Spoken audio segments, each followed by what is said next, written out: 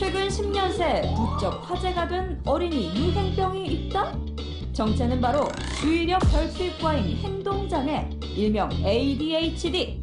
2013년 한 연구에서 국내 초중고생 중 무려 10%가 ADHD 성향을 보였다는 놀라운 사실. 좀 더 크면 나아지겠거니 하고 방치하다간 학업뿐 아니라 어른이 된 후에도 문제가 될 수 있다고요. TV주치의가 ADHD의 증상과 원인에 대해 알려드립니다.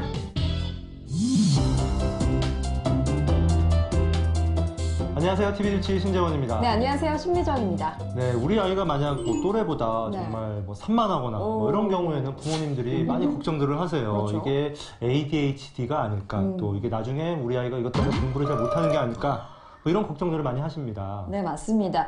그런데요, 이 아동 100명 중 5명이 ADHD라고 해요. 상당한 수치인데 이게 좀 애매한 게 도대체 얼마나 산만해야 네. ADHD인지 궁금하신 분들 많으실 것 같습니다. 오늘은 그래서 원인부터 증상까지 자세히 살펴볼 텐데요. 서울대 어린이병원 소아정신과 홍승봉 교수님 자리하셨습니다. 안녕하세요. 안녕하세요.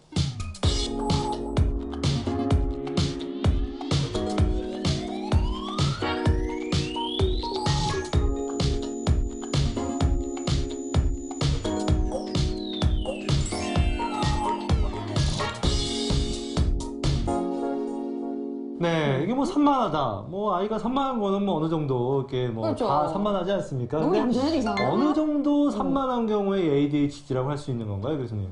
굉장히 애매하게 느끼실 수 있는 네. 문제인 것 같아요.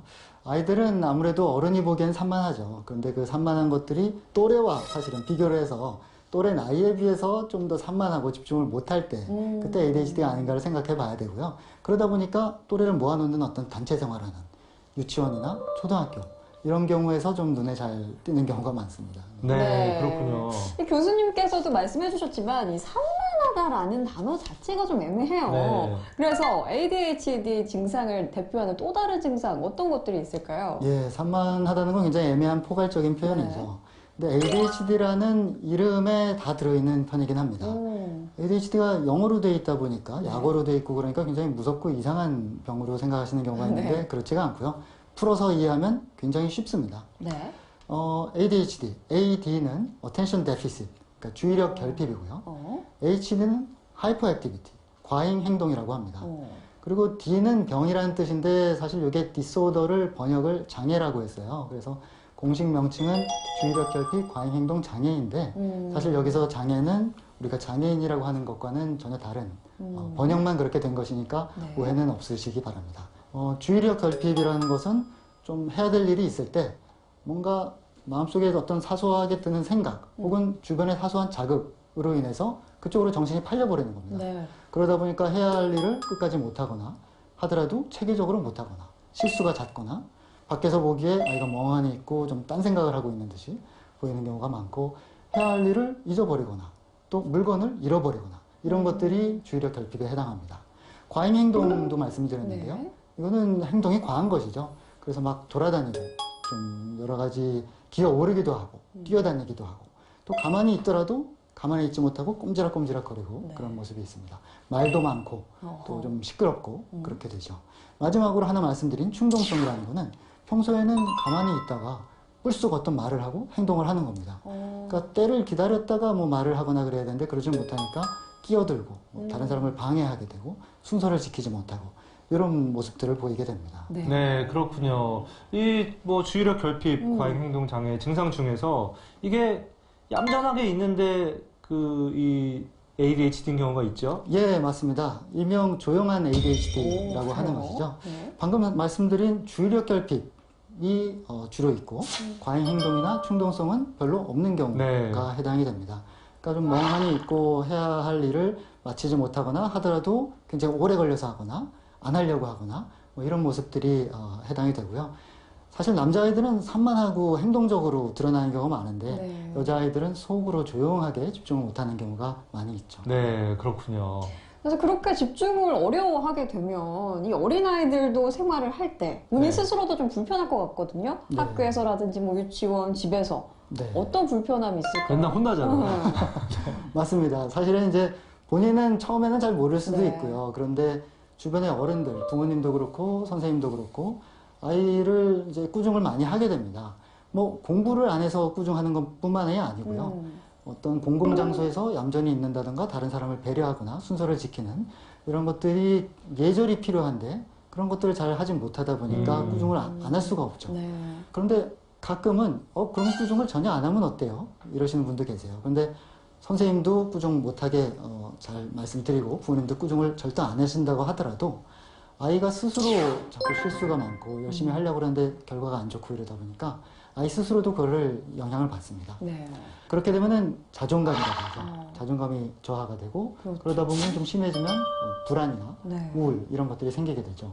또 친구 관계에서도 이제 갈등이 생기니까 사회성 같은 게 저하되거나 친구 사귀는 법 배울 어떤 기회 같은 걸 많이 잃어버리게 됩니다. 그래서 어떤 부모님은 우리 아이는 그냥 공부는 놓고 지내겠습니다도 하시는데요.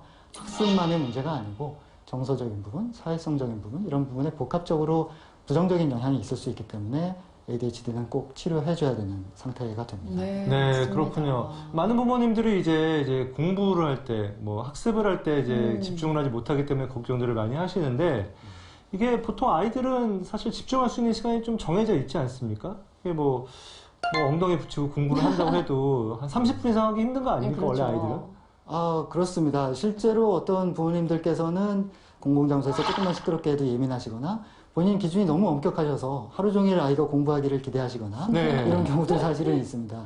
그러니까 이게 부모님의 기준의 문제인지 아이가 정말로 산만하고 집중이 부족한 건지를 좀 봐야 되고요. 네. 또 일반적으로 집중력이 좀 부족해지는 경우는 일시적으로 부족해지는 경우는 여러 가지가 있을 수 있죠. 그냥 좀 그날따라 피곤하거나 혹은 좀 그날 흥미가 없는 걸 해야 되거나 이럴 수도 있습니다. 거꾸로 집중력이 올라갈 수도 있어요.